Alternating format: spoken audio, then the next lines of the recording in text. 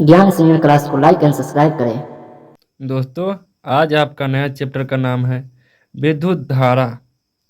देखिए, विद्युत धारा यानी कि जिसको इलेक्ट्रिक करंट भी बोला जाता है। देखिए, पहले समझते हैं परमाणु।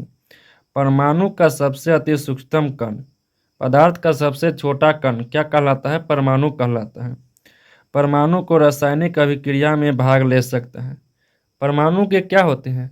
तीन मुख्य मौलिक कण होते हैं, जैसे इलेक्ट्रॉन, प्रोटॉन और न्यूट्रॉन। चलिए अब समझते हैं आवेश क्या होता है। जब दो भिन्न भिन्न पदार्थ आपस में घर्षण करने से उत्पन्न आकर्षण या विकर्षण करने का गुण आ जाता है तो विद्युत आवेश कहलाता है। इसका एसआई मात्रक क्या होता है? कूलॉम्ब होता है। आवेश के दो प्रकार होते हैं, पहला धन आवेश, दूसरा ऋण आवेश। अगले समझते हैं आवेश किन स्थितियों में पाए जाते हैं। देखिए, आवेश क्या होता है? दो स्थितियों में पाए जाते हैं, पहला स्थिर आवेश, दूसरा गति आवेश यानी विद्युत धारा। छोटे छोटे क्वेश्चन को ही सॉल्व करके समझते हैं। विद्युत धारा के लिए परमाणु को कौन से मौलिक कण अनिवार्य होता है? देखिए, विद्युत धारा प्रवाह करने के लिए उसके लिए इलेक्ट्रॉन की आवश्यकता होती है। इलेक्ट्रॉन पदार्थ किन परिस्थितियों में पाए जाते हैं? इलेक्ट्रॉन पदार्थ जो होते हैं वो दो परिस्थितियों में पाए जाते हैं, पहला बौद्ध इलेक्ट्रॉन, दूसरा मुक्त इलेक्ट्रॉन। बौद्ध इलेक्ट्रॉन किसमें पाए जाते हैं? प्लास्टिक, रबर, पत्थर, मोम, इस सब में क्या रहते हैं? बौद्ध इलेक्ट्रॉन रहते हैं। और मुक्त इलेक्ट्रॉन यानी कि लोहा, तांबा, धातु, इस सब में क्या होता है? मुक्त इलेक्ट्रॉन। बौद्ध इलेक्ट्रॉन कहने का मतलब है कि जिससे करंट पास नहीं हो पाते हैं या बहुत ही कम हो पाते हैं। मुक्त का मतलब है कि जिससे करंट आसानी से पास हो जाते हैं। अब समझते हैं विद्युत धारा किसे कहते हैं। आवेश के प्रवाह की दर को हम विद्युत धारा कहते हैं, या इलेक्ट्रॉन के प्रवाह की दर को भी विद्युत धारा कहते हैं। कोई फर्क नहीं है, बात एक ही पड़ता है। अब समझते हैं आवेश संरक्षण का सिद्धांत। देखिए, आवेश को ना तो उत्पन्न किया जा सकता है और ना ही नष्ट किया जा सकता है। आवेश क्या रहता है? हमेशा संरक्षित रहता है। सुचालक किसे कहते हैं? जिस पदार्थ से होकर विद्युत आवेश एक भाग से दूसरे भाग में जाता है तो उसे सुचालक कहते हैं। जैसे कि लोहा, तांबा, मनुष्य, चांदी, ये सब क्या है? एक प्रकार का सुचालक है। कुचालक किसे कहते हैं? जिस पदार्थ से होकर विद्युत आवेश एक भाग से दूसरे भाग तक नहीं जा पाते हैं उसे कुचालक कहते हैं, जैसे कांच, प्लास्टिक, मोम, रबर इत्यादि। अब समझते हैं विद्युत विभव किसे कहते हैं।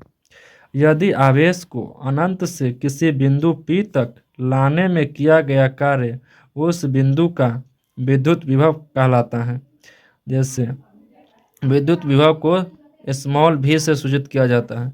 विद्युत विभव बराबर होता है कार्य बटा आवेश यानी कि V बराबर W बटा Q। विद्युत विभव का एसआई मात्रक, इसका एसआई मात्रक होता है जूल बटा कूलम, जिसको विद्युत विभव का एसआई मात्रक वोल्ट होता है। कितना? वोल्ट। अब आता है विभवांतर किसे कहते हैं।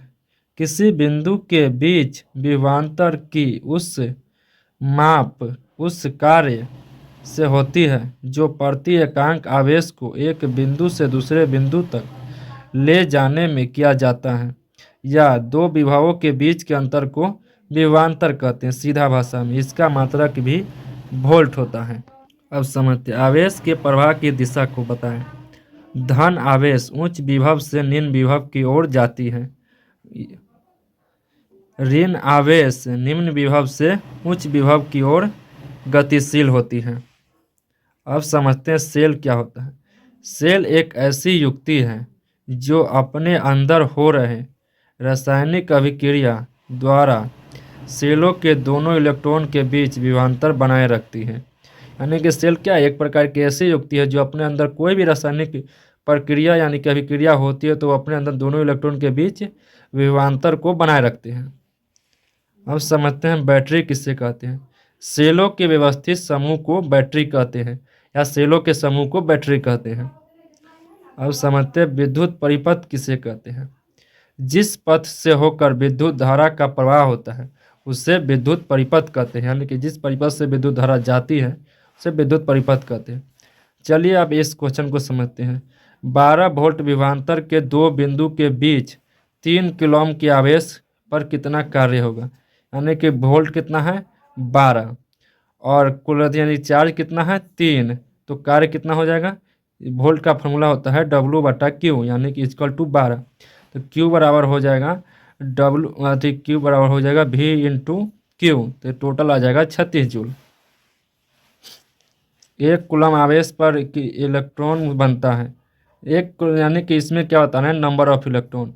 नंबर ऑफ इलेक्ट्रॉन का फॉर्मूला जो हो जाता है C/E होता है N=, सी यानी कि कूलम, इलेक्ट्रॉन यानी कि इसका द्रव्यमान यानी कि 1.67 × 10⁻⁻31 और यहाँ पर दिया है कि इसको कैलकुलेशन करने के बाद आ जाता है 6.25 × 10⁻18 कूलम आ जाते हैं। सॉरी, यहाँ पर इसका मान होता है 19। अगला है विद्युत के प्रबलता को परिभाषित करें। देखिए, किसी चालक के किसी अनुप्रस्थ काट को पार करने वाले विद्युत धारा की प्रबलता उस अनुप्रस्थ काट से होकर प्रति एकांक समय में प्रवाहित आवेश का परिणाम है। देखिए, विद्युत धारा को I से सूचित किया जाता है, तो विद्युत धारा क्या हो जाएगा Q/T, Q यानी कि चार्ज बटा समय, I बराबर Q/T। विद्युत धारा का SI मात्रक एम्पियर होता है। अब समझते हैं एमीटर क्या होता है।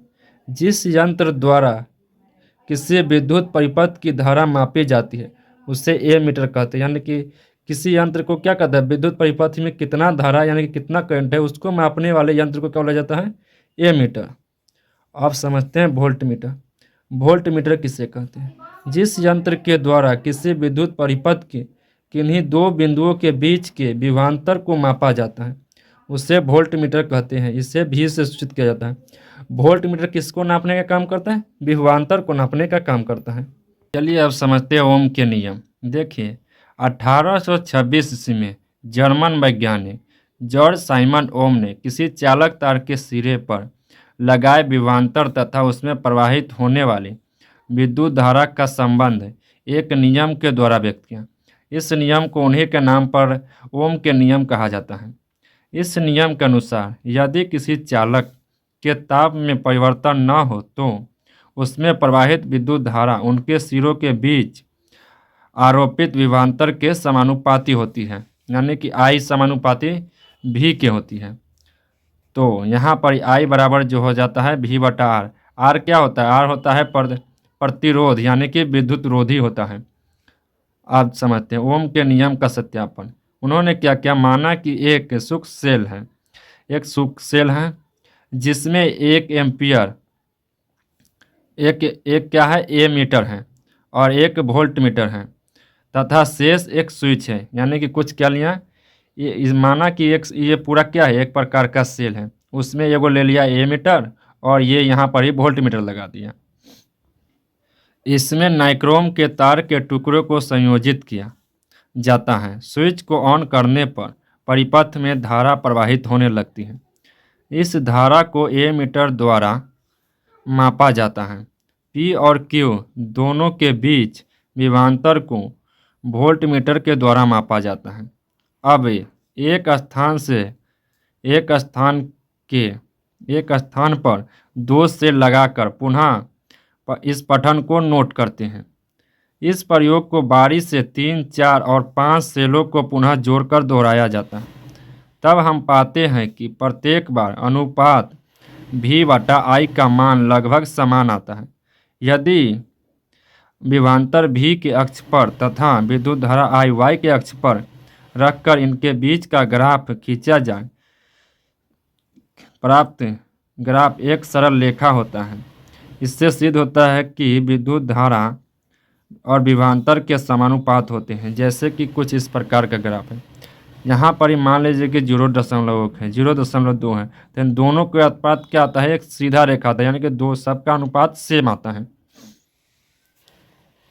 अब समझते हैं प्रतिरोध किसे कहते हैं। किसी पदार्थ का वह गुण जो उससे होकर विद्युत धारा का विरोध करता है प्रतिरोध कहलाता है। प्रतिरोध को कैपिटल R से सूचित किया जाता है। इसका SI मात्रक ओम होता है। प्रतिरोध बराबर क्या होता है, विभवांतर बटा विद्युत धारा, यानी कि R बराबर V/I। प्रतिरोध का सिर्फ एक ही काम होता है कि विद्युत धारा को रोकने का।